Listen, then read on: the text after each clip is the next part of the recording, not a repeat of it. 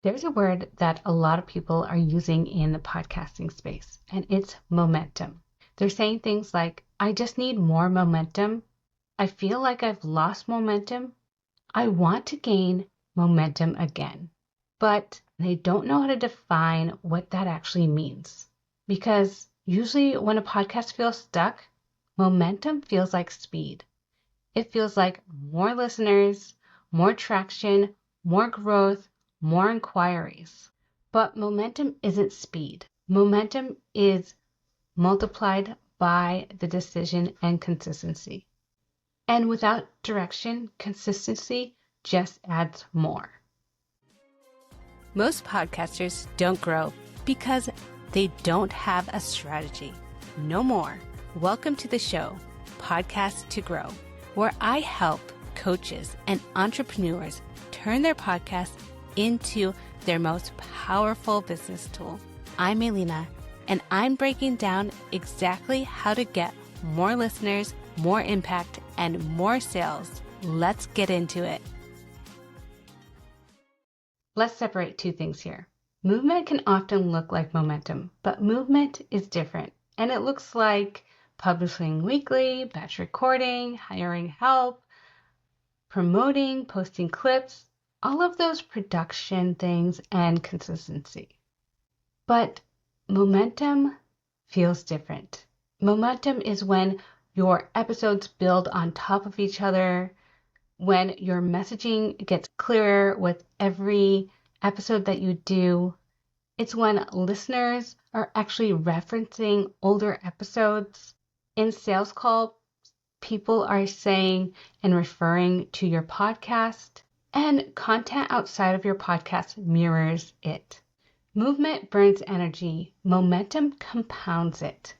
And this is why some podcasters publish weekly and still feel like nothing is adding up. They're moving, but nothing is compounding.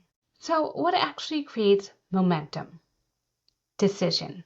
Momentum begins the moment you decide what role your podcast has. Not a forever role and not a rigid one, but naming it. For example, my podcast is here to connect deeper with my community. When that is clear, everything else changes. Your episodes stop trying to cover every angle. You stop explaining your whole philosophy in every episode. You stop reacting to engagement dips. You stop wondering if you should pivot every quarter. You start to trust the process without second guessing yourself. And that is a moment when things start compounding for you. Let's paint the picture so you understand what podcasters actually want when they talk about momentum. What they want is people DMing them and saying things like, I've been listening to your show for months or years, getting discovery calls or booked calls straight from their episodes, having guests refer them, speaking invites, and a sense that their podcast is building authority. And when those things aren't happening, they start treating their podcast a little bit differently. They try to have more output, maybe more platforms, more episodes, more content. Maybe they go from once a week to twice a week episodes. They start experimenting more. But here's what's actually happening. Those outcomes don't happen from talking about more things or doing more. They come from deepening what you're already talking about and following that through line of that decision all the way through. Authority isn't built from talking about or showing that you can talk about many different topics. It's built when people can clearly see what you stand for and what is so clear from what you are saying.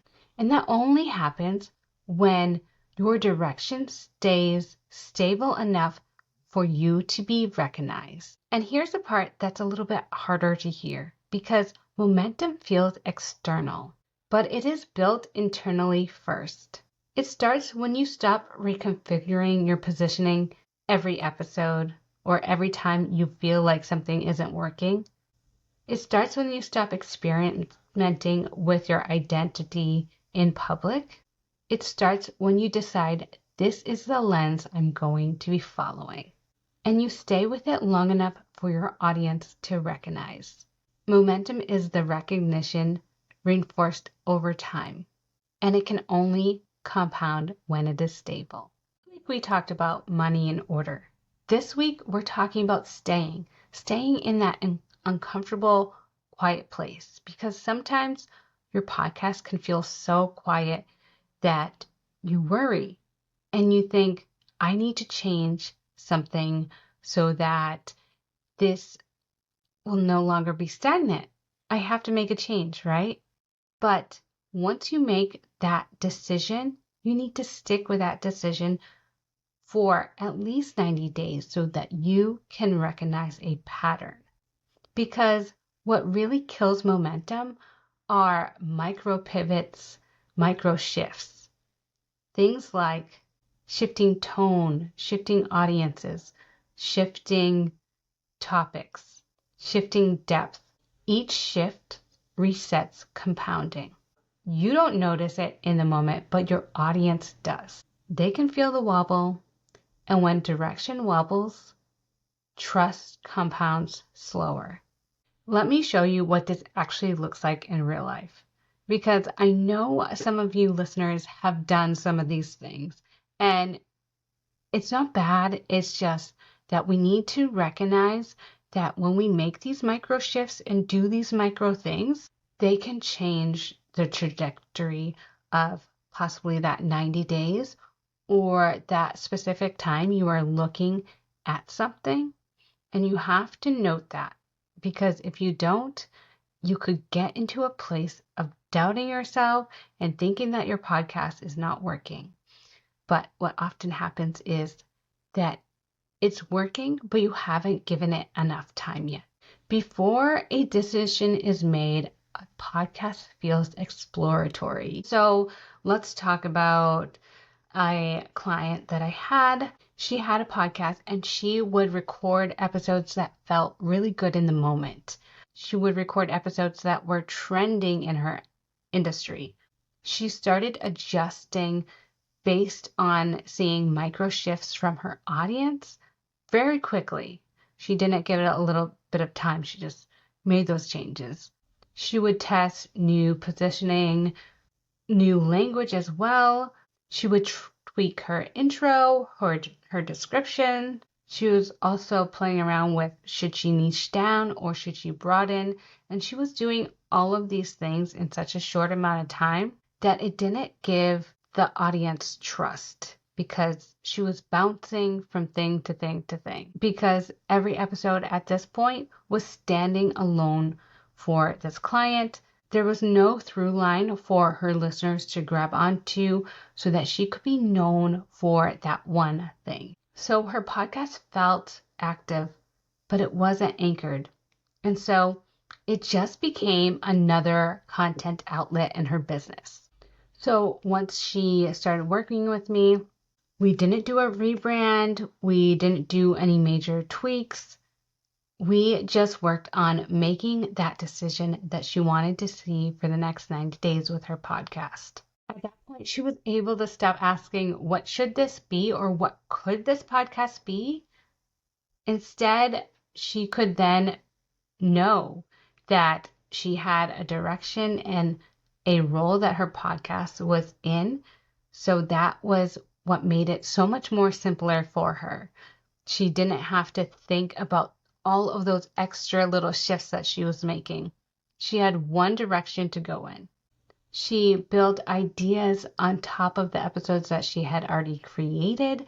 So there was some cohesiveness with what she was saying in each episode, and it was easier for her to reference back to older episodes as well. Her call to action stopped changing. Her examples and ideas started sounding familiar to her audience, and her audience was able to grasp onto her language and start using it back with her. And because of those subtle changes, she started to feel a lot more cohesiveness in her show. And that's the shift that deepens, compounds the work that you do.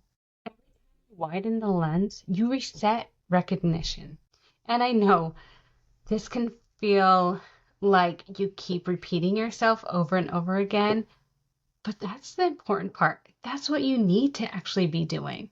Repetition feels boring to the person creating it. You think things like, I've already said this. Why am I talking about this subject again with a little bit of a different take? I don't want to sound repetitive in everything I do. I don't want to be boxed in. But your audience isn't tired of it. They're just starting to actually recognize you from it.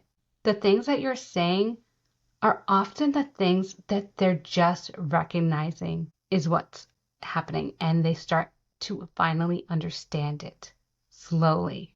And if you are pivoting away from something, you're just making it a little bit harder for them to fully grasp what's going on.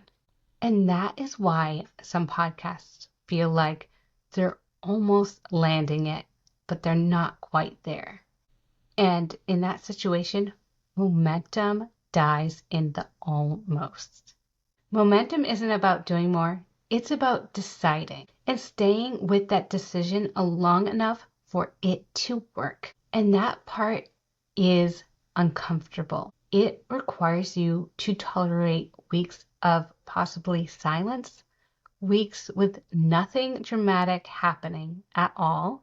It requires you to trust repetition is working before you actually see proof of it. Most podcasters actually don't pivot because they're strategic. They pivot because they are uncomfortable with what's going on and where they're sitting at that moment. They pivot because they're uncomfortable with low engagement, flat downloads, quiet launches of their offers, the feeling that their podcast isn't landing with their audience. So they adjust. And just like I told you, you know what happens when you make those micro adjustments. And the funny thing is they think they're optimizing their podcast, but they're actually resetting it. So if your podcast is moving but not building, don't ask yourself, how do I create momentum? Ask, where is my direction going? Or where am I still half decided? Because momentum cannot compound if the foundation is still shifting. Momentum happens for podcasters that stop negotiating and start with a clear decision. They choose and name the role. They stay when it's uncomfortable. They reinforce and refine and let compounding do its job. Momentum doesn't work for those that just speed up and keep speeding up because they're worried that it's not working. If this episode felt quieter than the last two that I've done, it's because this one is the part that people skip the most. They want acceleration, but momentum is built through steadiness. And when your direction is steady, consistency stops feeling heavy and your podcast starts to feel more powerful. And that is what actually creates momentum that is worth holding on to. Next week, we're going to talk about another lens of this, because if momentum isn't created by doing more and it's not by investing more, then what is actually holding my podcast back? And it's not effort. Next week, we're going to talk about why effort isn't the problem and what is. I'll see you there. If today's episode has you questioning whether your podcast has a direction or not, I have something for you. If your podcast has been active for 6 to 12 months, but it isn't influencing authority, revenue, or bringing qualified leads your way, that isn't effort. It's structure. Most business owners try to fix this with better content, stronger call to actions, or more visibility. But without defining the podcast's primary responsibility inside the business, effort multiplies without compounding. This diagnosis will help you identify whether authority is plateauing, whether revenue is disconnected, whether positioning is